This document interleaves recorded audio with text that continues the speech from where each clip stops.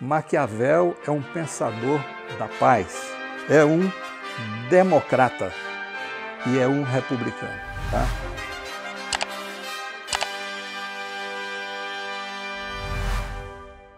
As interpretações e posicionamentos sobre o príncipe, né, eu não vou abordar muitas, eu escolhi 6 que eu considero que são as principais, que eu vou desenvolvê-las aqui agora com vocês. Né? As polêmicas em torno de O Príncipe darão origem a várias correntes de interpretação. Entre estas, né, eu vou abordar algumas. Né? E aí vocês vão ver, eu estou fazendo aqui mais ou menos uma cronologia histórica do surgimento dessas interpretações.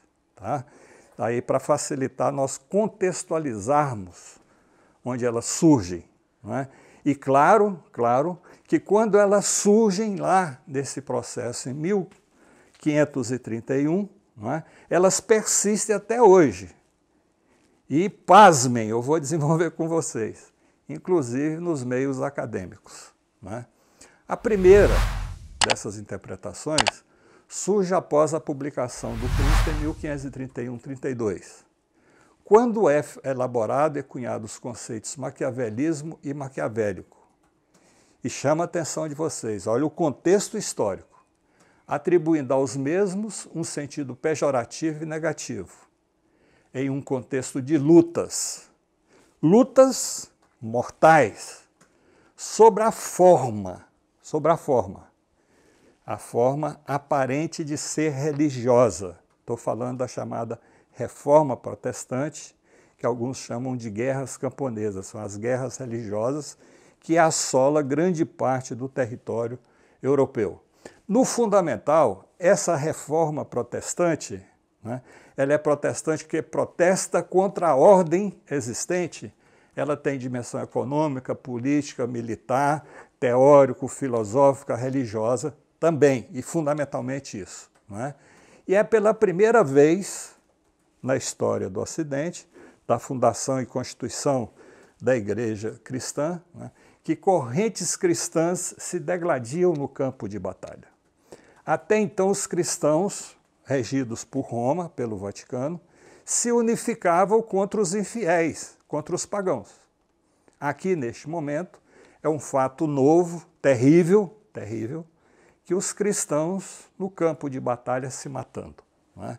E claro que o elemento motivador das chamadas tropas, e principalmente dos camponeses que foram morrer sobre os sabres e as baionetas, né, dos exércitos dos nobres, né, vão à morte acreditando nas ideias pregadas pela Bíblia, ou interpretadas, né, a partir da Bíblia, que são correntes cristãs pela primeira vez.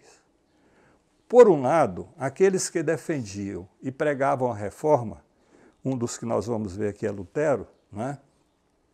Reforma na Igreja Romana, que era cristã. E de outro, os que defendiam os princípios e a prática da mesma. Então, 2 grandes campos de batalha, né? Que aparentemente é religiosa, mas conforme nós vamos estudar a história, pesquisar, nós vamos ver que ela tem uma série de dimensões econômica, política, militar, cultural, né? Porque ela surge. As primeiras reformas, por exemplo, Lutero, surge em determinado contexto, em determinado local, que tinha suas características específicas, e se espalha para grande parte da Europa naquele momento. Né? O livro é publicado em pleno processo de reforma protestante e de contra-reforma, de guerras religiosas, contrapondo irmãos. Eu faço questão de chamar a atenção disso aqui, ó, irmãos em Cristo. Esse linguajar é muito comum hoje, irmãos em Cristo, não é? Quebrando o conceito de comunidade. E veja, esse conceito de comunidade surge lá no chamado cristianismo primitivo. E ainda hoje é muito comum, não é, nós dizermos a comunidade ucegiana, a comunidade da PUC, ou seja, a comunidade cristã da PUC, porque é uma universidade ligada à Igreja Católica Romana. Não é? Mas essas guerras religiosas da advinda da Reforma, ela quebra esse conceito de comunidade. E claro que com o desenvolvimento histórico, o aumento da população, a multiplicação de atividades, etc., etc., este conceito de comunidade ele passa a ter um sentido de unificação mais ideológica do que prática. Até então, né, havia comunidade de fato, né, mas hoje não existe mais essa comunidade a não ser verbalmente. Qual é o objetivo, né, desse conceito? É demonizar o oponente. Em consequência disso, promove a demonização de Maquiavel e de seu livro O Príncipe, né? De uma parte e de outra, né? Seja dos defensores da igreja, do cristianismo defendidos pela igreja romana, seja dos proponentes da reforma, né? O objetivo é esse, é demonizar o outro. E para demonizar o outro como instrumento de propaganda, tinha acabado de publicar esse livro, né? E pasmem vocês, esse livro só foi publicado, nesse período, com autorização do Papa. O Papa, que era originário de Florença, era da família Médici, tinha encomendado a Maquiavel, escreveu uma obra também interessantíssima, A História de Florença. Então havia essa, mesmo ele tendo sido expulso, tendo sido colocado à margem, né, ele retoma certo papel preponderante, papel público preponderante, quando ele reescreve essa obra, né, por encomenda do Papa. E talvez isso tenha facilitado a autorização que o Papa deu para publicar O Príncipe. Porém, logo que publica, né, quer dizer, transformou-se em livro, circula, se perde o controle. Não é? E aí, claro, que aqueles que vão ler O Príncipe vão ter essa interpretação. Não é? Então, popularmente, não é? Maquiavélico passa a ser sinônimo de diabólico, como Mefistófeles. Mefistófeles foi o anjo decaído. Não é? Então, Maquiavel é uma obra completa, não é? Mefistofélica, diabólica, não é? De como agir. Ou seja, claro que eu estou ironizando aqui, pegando essa interpretação. Não é?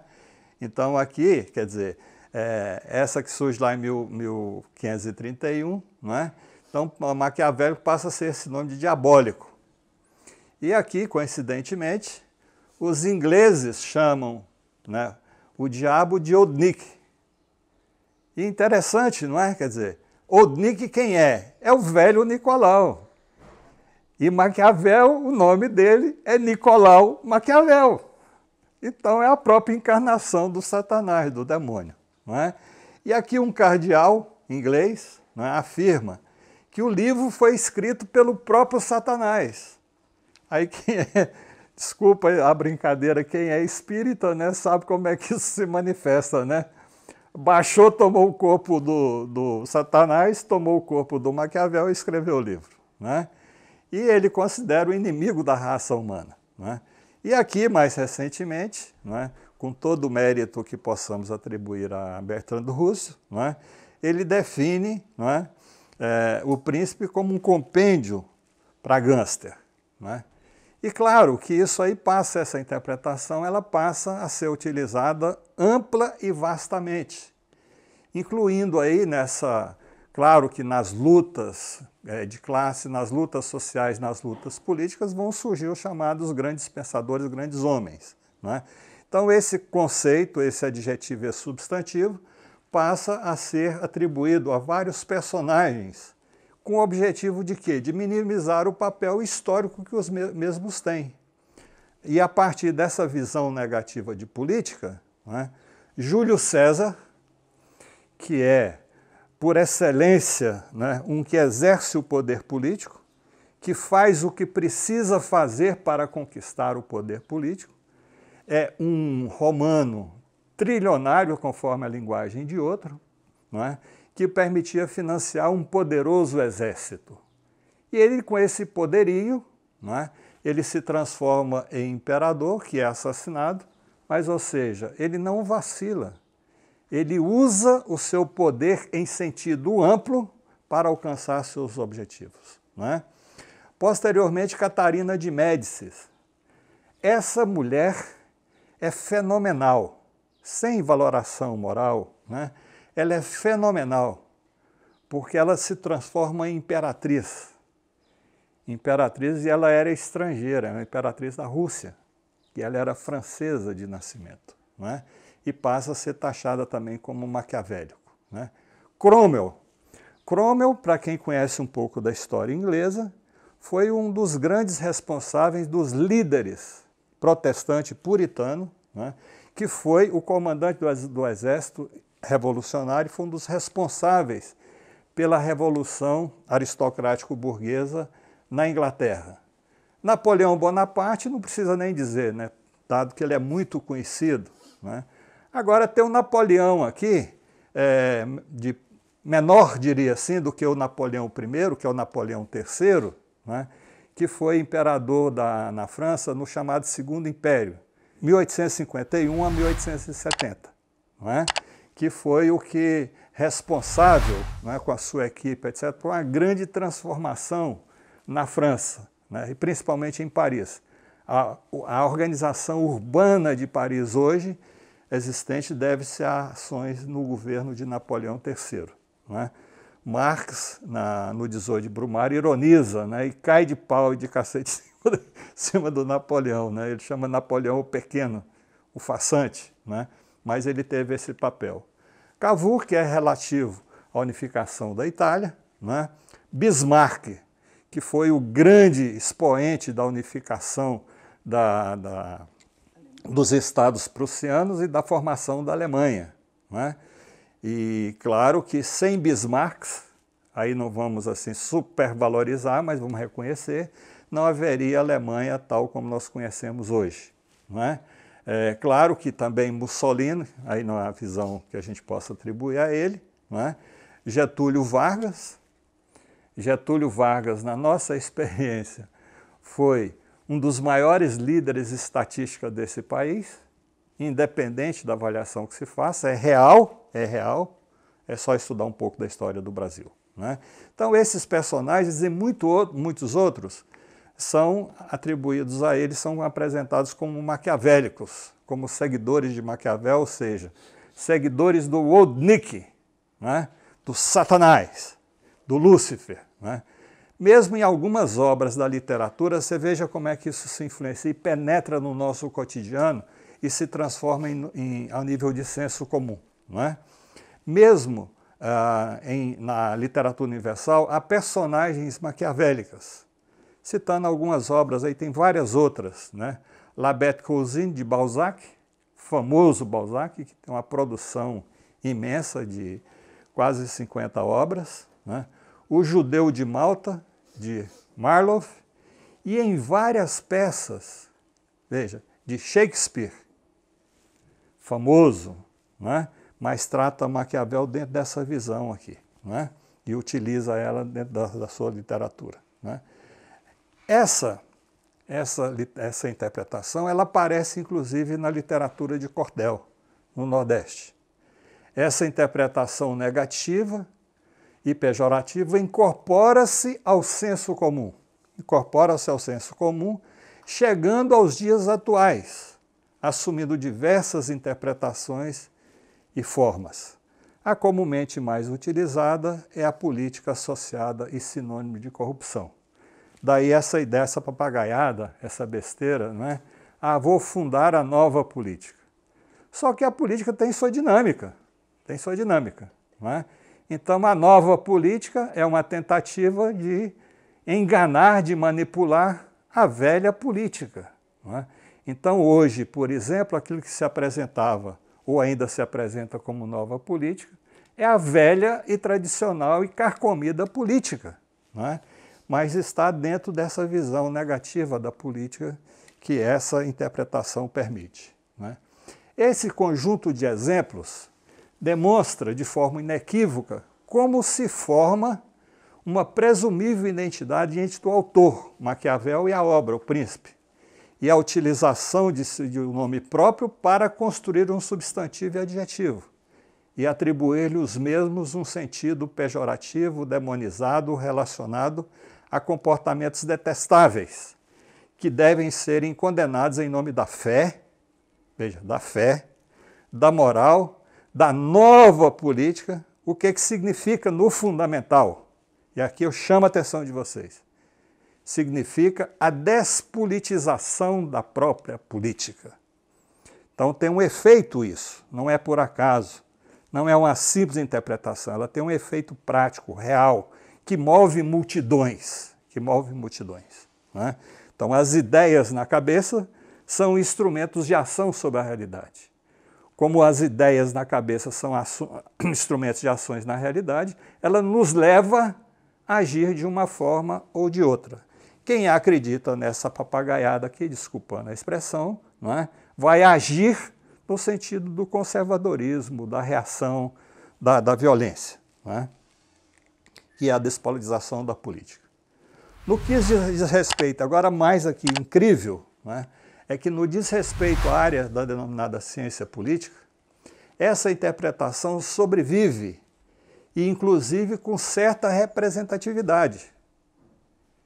Na PUC Goiás, eu já constatei a existência dessa interpretação, em várias oportunidades, de pessoas que se dizem, inclusive, cientistas políticos. Mas não vou citar nome por uma questão de ética. Não é?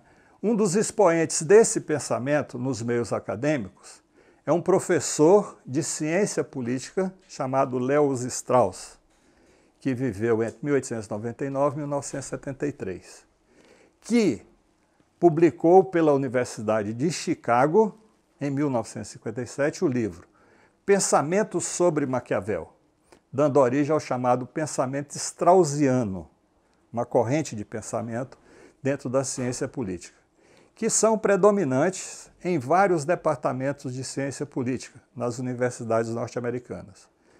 E o transformam num dos mais influentes pensadores conservadores da segunda metade do século XX.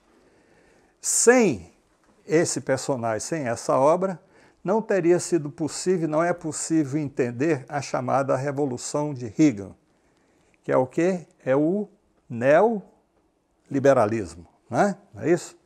Essa Reagan Revolution é uma exacerbação do liberalismo, que junto com a Margaret Thatcher vão ser os pais, os promotores do neoliberalismo, né? Ou seja, da ofensiva do neoconservadorismo, neoliberal, da supremacia definitiva do mercado e do individualismo. Aqui foi aquilo que eu comentei com vocês, supremacia definitiva do mercado e do individualismo. Não é? Qual é o templo maior disso aqui? São os shoppings. Não é? Shoppings é um templo. É um templo do individualismo, não é? E expressão máxima do mercado. Não é? E ali as pessoas vão para lanchar, vão para passear, vão para paquerar, não é? Quer dizer, conforme o interesse, mas vão no templo do mercado para se desenvolver as suas qualidades de individualista. Não é? Então vocês percebam que a coisa não é tão simples, né, aparentemente, como aparenta. Não é? Então, segundo Strauss, o pensamento de Maquiavel é diabólico e ele próprio um demônio. E veja, está entre aspas, que está mais preocupado com a salvação de sua pátria que com a salvação de sua alma. Olha aqui, salvação da pátria e da alma, né? Como se houvesse uma dualidade. Quer dizer, para existir alma é necessário existir o corpo humano. E essa alma sobrevive se o corpo sobrevive. Então ele cria uma contradição aqui, onde não há contradição, né? Diria assim, é um raciocínio idiota, cá entre nós, desculpa. Tá? Algumas afirmações de Lewis Strauss, retiradas desse livro, do prefácio dos Pensamentos sobre Maquiavel, que por seu conservadorismo fundamentalista, mais se assemelha ao que consta no processo da Inquisição. Vejamos o que ele diz. Não chocaremos ninguém, apenas nos exporemos a um singelo e de qualquer modo inofensivo ridículo, ao nos declararmos inclinados a aceitar a simples e desatualizada opinião segundo a qual Maquiavel foi um professor do mal. De fato, que outra descrição caberia a um homem, olha aqui, que ensina lições como estas. Príncipes deve exterminar as famílias dos governantes, cujos domínios desejam possuir com segurança. Príncipes devem assassinar seus oponentes em vez de confiscar suas propriedades, já que apenas os expropriados, não os mortos, podem pensar em vingança. Veja aqui, se for pensar essas afirmações hoje, não é? Na disputa política, eleitoral, institucional, o que está ocorrendo hoje? Não é exatamente isso aqui, adequando a esse momento histórico?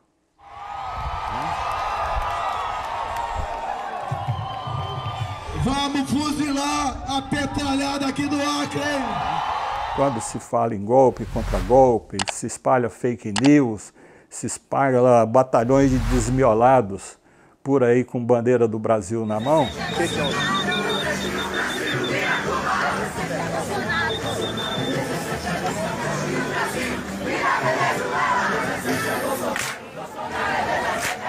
O que é o objetivo? O que está querendo fazer? Está querendo é isso, é exterminar, não é, os seus oponentes. E tem alguns momentos em que isso é verbalizado. E fazendo um trabalho que o regime militar não fez, matando uns 30 mil. O oponente é o inimigo, e o inimigo, do ponto de vista do raciocínio bélico-militar, e aqui no caso político, deve ser exterminado. É isso que está, por exemplo, sendo aplicado aqui no Brasil na atualidade, né? Para a gente não ficar lá nesse passado, né? Maquiavel era um homem mau. Maquiavel proclama aberta e triunfalmente uma doutrina corrupta que os escritores antigos haviam apenas veladamente ensinado, ou como todos os signos, com todos os signos de repugnância. Ele diz em seu nome coisas chocantes que os escritores antigos haviam dito tão somente na boca de seus personagens. Não é? Por quê? Porque Maquiavel é um empirista, é um cientista, ele está analisando e recorrendo a exemplos da realidade. Não é? E vou aqui citar um seriado que fez muito sucesso, né? Game of Thrones. Né? É aquilo, né? A realidade é aquilo. Você pega House of Cards, no outro contexto. Né? Acabei de ver aqui, porque eu gosto desse tipo de temática, não é? Uma série chamada Spartacus, né? Que está na Netflix. Aí vocês vão perceber um pouco isso aqui, é exterminar. Não é vencer eleitoralmente, é exterminar o oponente. Não é? Como vivemos num momento histórico que não é possível sair assassinando por aí, a não ser que haja um golpe militar, como foi em 64, não é? A oposição foi dizimada. Foi dizimada do ponto de vista institucional, do exílio, de calar a boca, e os mais rebeldes foram assassinados. Não é? Então isso não está longe daquilo que foi praticado em nome da fé da pátria aqui no nosso país. E não é diferente do que estão pregando hoje. Então estejamos atentos. Não é? O ensinamento de Maquiavel é imoral e irreligioso, como se a religião estivesse associada à política. Ela está associada enquanto uma dimensão do exercício do poder. Quando o padre ou o pastor está fazendo a sua pregação, não é? O que ele está fazendo? Está influenciando. E quando a influência não é suficiente, vem instrumental do pecado. Não é? E se só o medo do pecado não for suficiente, não é? Expulsa, bane, não é? Segrega. Não é? Então isso é a prática constante. Maquiavel não está dizendo nada de novo, ele está constatando a realidade tal qual ela é. Não é? Não podemos perceber o verdadeiro caráter do pensamento de Maquiavel se não nos libertarmos de sua influência. Isso significa que não se pode ver o verdadeiro caráter do pensamento de Maquiavel, a menos que se recupere para si, em si mesmo, a herança ao mesmo tempo bíblica e clássica do Ocidente. Ou seja, para contrapor ao diabo, ao demônio, ao Méfisto, a Bíblia, os ensinamentos da Bíblia, não é isso? Então tem o príncipe e a Bíblia, você escolha. Não é? Você escolha, é o que ele está querendo dizer aqui. E o conhecimento, né, se vai ser bíblico ou vai ser um conhecimento científico que nos permite atuar sobre a realidade. Né? Consideramos a opinião simples sobre Maquiavel como de fato superior às sofisticações das interpretações prevalecentes, embora ainda insuficientes. Mesmo se, e precisamente se, somos forçados a lembrar que o demônio é o anjo caído. Então, Maquiavel é isso, né? É a expressão, é uma interação. Né? E aqui, dentro da visão do patriotismo, né, dos Estados Unidos da América do Norte, esses pensadores, em geral, têm que puxar o saco um pouquinho, né? Tem que demonstrar que são patriotas. Né? Não nacionalistas, aí é diferente. Tá? Patriotas é a defesa da pátria que foi formada a partir das 13 colônias. Né? Os Estados Unidos podem ser considerados o único país no mundo fundado em uma explícita oposição aos princípios maquiavélicos, porque são os primeiros colonos que chegam para implantar a nova Inglaterra, o novo mundo prometido, a terra de Canaã. Então, essa formação dos Estados Unidos da América do Norte, das colônias, tem essa visão bíblica, segundo aqueles os primeiros imigrantes. Né? Então não tinha lá de fazer a vida na América, né? Era de criar o novo mundo na América. Né? Esse era o princípio básico. E aí depois vem a ideia do destino manifesto, tem uma série de questões que não cabe a nós aqui discutir agora. Né? Então, segundo Maquiavel, o fundador da mais renomada comunidade do mundo, que é Roma, era um fratricida. A fundação da grandeza política assente-se necessariamente sob o crime.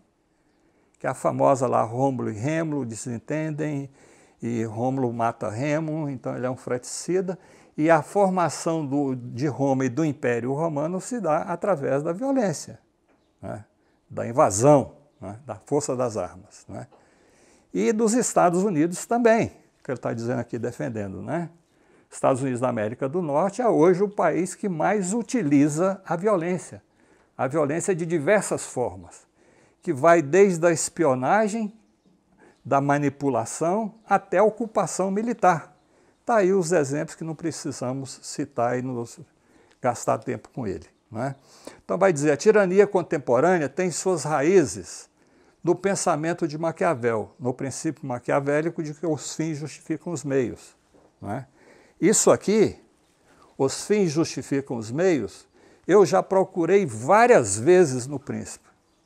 E toda vez que eu procuro essa frase, eu não encontro. Maquiavel não disse em nenhum momento de sua vida e no seu livro isso aqui, ó, os fins justificam os meios. Tá? Porque o objetivo dele, conforme nós vamos ver, é específico, é muito claro. Poderia dizer para vocês, que podem ficar abismados, Maquiavel é um pensador da paz, conforme eu vou desenvolver aqui. Tá? E, por extensão, por entendimento, é um democrata e é um republicano. Tá?